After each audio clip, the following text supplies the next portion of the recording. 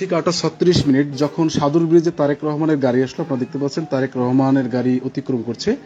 ঠিক অতিক্রম করার পর এই যে একটা গাড়ি যাচ্ছে, এরপর দেখেন যে এই গাড়িটা আমি স্লো মোশন দিয়েছি, যে এই গাড়িটার উপরে পাথর নিক্ষেপ করা হয়, হয়তো টার্গেট করা হয়েছিল তারেক রহমানের গাড়িতে পাথর নিক্ষেপ করবে। এই দেখতে পাচ্ছেন এই যে পাথর নিক্ষেপ করলো, নীল গেঞ্জি বিশিষ্ট একটা লোক, যাকে আসলে ক্যামেরায় এই ফ্রন্ট থেকে ধারণ করা যায়নি।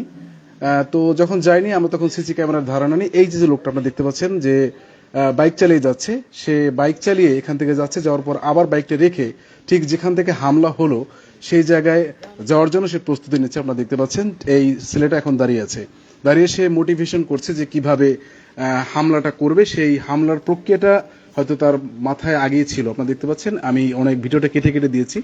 এরপরে দেখতে পাচ্ছেন ছেলেটা হেঁটে হেঁটে ঠিক ওই রাস্তার পাশে, অর্থাৎ ঢাকা বরিশাল মহাসড়ক সাদুর ব্রিজের যে সড়ক, সেখানে সে যাচ্ছে। আপনারা দেখতে পাচ্ছেন সে হেঁটে হেঁটে যাচ্ছে। তো হেঁটে হেঁটে যাওয়ার পর আপনারা দেখতে পাবেন যে এই যে হেঁটে গেল, হেঁটে যাওয়ার পরে ঠিক 8:36 ওই গাড়িতে পাথর নিক্ষেপ করা হয়। পাথর নিক্ষেপ করার পর ঠিক পরপর আপনারা দেখতে পাবেন এই ছেলেটা এই যে ঠিকই দৌড়ে যাচ্ছে। তো আমরা বুঝতে পারলাম যে এই ছেলেটাই, আমি যেহেতু নিজের চোখে দেখেছি, এই ছেলেটাই এই গাড়িতে হামলা করে।